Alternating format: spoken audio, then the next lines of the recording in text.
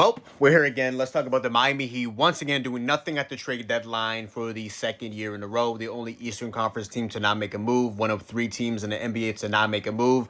They're 27 and 25, incredibly mediocre. They don't have a first or second option on this team. They're a team full of third options and role players, and they went out and got nothing. I saw a recent rumor that the Grizzlies offered John Morant for a 2030 first round pick, Jaime Jaquez Jr. / Khalil Ware, and the salary filler of Terry Rozier. Personally, I am not taking that deal. I mean, you only really understand this if you've watched both Grizzlies basketball and Heat basketball. If you haven't watched it, that might sound insane to say. John Morant is currently shooting like 41% from the field, 23% from three, and like a sub 53% true shooting percentage. He has been absolutely abysmal shooting wise. He's still a plus playmaker in this league. And he's lost some athleticism in his game. So there's legitimate concern about John Morant. He's also on an albatross contract as well and does have legit character concerns. Jaime Jaquez Jr. is one of the leading guys right now for 6th Man of the Year now. I asked Jaime Jaquez Jr. to score outside of the paint, MJ gif. And Khalil Ware is the Miami Heat's best young player and best blue prospect, young player that they do have, or blue chip prospect that they do have. First round pick in 2030 for Demetrius Morant in 2026. 5 years down the line, if I speak. But yeah, the Miami Heat just continue to just stand pat, not do anything, not sell off on like a Andrew Wiggins in the midst of his career shooting season, or Norman Powell in the midst of being named an all-star. They don't do anything of that nature. They don't even trade the expiring contract of Terry Rozier. The fact that Gabe Vincent, with a second-round pick attached, got Luke Kennard, an actual impact role player that's actually a good shooter when he shoots the basketball, and the Miami Heat went out and did diddly squat. Their starting five will remain to be Davion Mitchell, Tyler Hero, Norman Powell, Andrew Wiggins, Bam Adebayo. They don't want to play through the mistakes of Khalil Ware, like, the whole Jonathan Kuminga situation, but at least Kuminga gets DMPs, or at least Khalil Ware plays and Kuminga on the other side gets DMP'd. He was free from the shackles yesterday in the Kristaps Porzingis trade, who played 17 games this season. Didn't even play basketball, but it's just an incredibly mediocre team. Like, this team isn't bad, but they put all their eggs in the Giannis basket, okay? That's what happened at the end of the day. They had a good package for Giannis. Not great. 2 first-round picks. Potentially a third, trading away Wiggins for a first-round pick, if his value even was a first-round pick. But Jared McCain's value was a first-round pick and 3 second-round picks. And he was just in the G League. He was just in Delaware.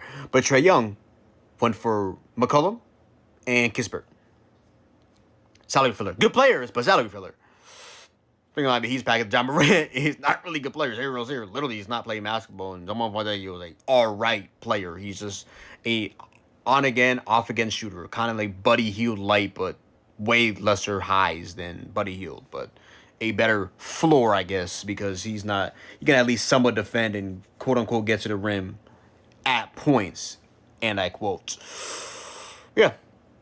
That's my Heat starting five. Remain the same. I mean, at least money come off the books this season. Yay! But then you realize that money kicks in. That Bam Idris Adebayo will be getting paid Luka Doncic money. And Tyler Hero's due for extension. And Norman Powell's due for extension. And eventually you have to pay Jaime Jaquez Jr. and then Pelle Larson and this and that. And you paid $15 million USD to Nikola Jovic, who has been playing some absolute fucking dog shit basketball. So, yeah. What a time for the Miami Heat. Pat Riley, you're washed, buddy. Like, I know his role really isn't GM. It's really Andy Ellisberg, but he's really a calculator guy. Like, I'm not sure if Pat Riley's just doing all this scouting and knowing all the ins and outs. I mean, they have a whole team. I think they have his Mickey Harrison's son, Nick Harrison, and things of that nature as well. But, yeah, they don't make a single move. Last time I think they did this, it was Dwayne Dedmon. They had to attach a second-round pick to get off his contract. 27 and 25, incredibly mediocre. Tyler Hero, Norman Powell, Bam Adebayo, third options, as well as Andrew Wiggins. We have 4 third options on a championship-level team, and we're surprised they were mediocre, if I speak. Davion Mitchell's cool. This is a backup point guard, but a fine starting point guard. Off the bench, Kasparis Jakochonis / Juice Smith, Pelle Larson, who just started this league, which, would would have been able to stomach trading Wiggins because Tyler Larson is a legit good role player in this league. But yeah, you can't re-sign everybody in the team. Like Wiggins is a player option. Let's see if he takes it for like $30 million. On the bench, you still have Hawkins, Jovic, and Ware, and then eventually, or every now and again, Simone Fontecchio, Myron Gardner. But yeah, they have to make a decision this offseason on Tyler Hero and Norman Powell. Me personally, I'm going with Tyler Hero. He's younger, and he's homegrown. Norman Powell, you don't really hold really anything to him, and he's older. And we're seeing really Hero for the most part. Injury thing is pumping up again. He has a rib injury.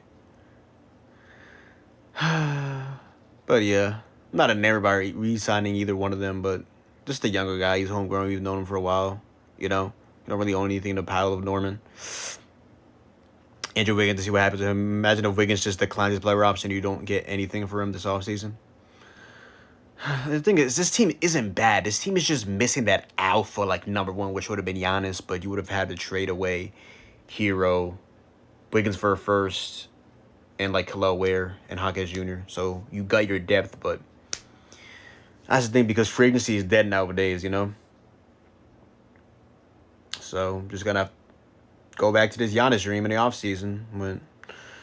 Pray that Donovan Mitchell flames out with the Cavs and James Harden, and he doesn't re-sign after he just re-signed a year before. He just re-signed on his last contract, and before that, he was traded from the Jazz to the Cavs. So, yep. Davion Mitchell, Tyler Hero, Norman Powell, Andrew Wiggins, Bam Adebayo, Drew Smith, Sas Cass, Pella Larson, Jaime Hawkins, Jovic, Ware, Simone Fontecchio, and Myron Gardner. That's my team. Don't go and make any moves on Bulls even. Traded some guys for some second-round picks. I would have... Oh, my God. It's tough, man, because I really don't even know what to say. Like, I don't know why I didn't get my hopes up. Like, I really didn't. I mean, what else would you really want them to do, If it wasn't a Giannis thing, John Morant, I guess, to fix him, but splits are terrible. Contract is terrible. Character concerns, not enamored. I would have liked it just because it's something new and fun and talk yourself into it, but outside of that, I mean, it's just offloading Powell and Wiggins for first-round picks that they could have done. They didn't even have the decency to do that, so, yep. Just put everything into Giannis, so when Giannis went down, so did the rest of the ship. The Miami Heat, Pat Riley, room of love for the game. Same thing every single season. They favor Battle of Norman. Nice. He's a free agent after the season, and you can't have both him and Powell. You can't have him and Hero starting, with all due respect. And again, the Bam and the Jovic money kicks in next season. And they barely play Khalil Ware. And Kasparis can't even get a confirmed backup spot behind Drew Smith, even though it was just the first-round pick in the Jimmy Butler trade. Imagine he could have had two picks that they didn't win both playing games, or even one of them, whatever. Basically, how the Mavs won a playing game and got the first overall pick. I'm so sure Adam Silver's a real individual. We have Miami Heat, room of love for the game, as usual. Really trying to get my hopes up, on both. But I was like, oh, missed out on Giannis? Sure, why not? Talk myself into John Morant, whatever. Said like a 40 ball against the Spurs not too long ago. Sure, why not? Can't even do that. Pat Riley, room of love for the game. And Ellis Berg needs some slander as well. Just the same thing every single season, man. Always brought up in rumors. Don't do a damn thing. Free agency is dead. And so is my love for the game when it comes to basketball. Miami Heat. Have ruined my love for the game. Sigh. Sigh, sigh, sigh.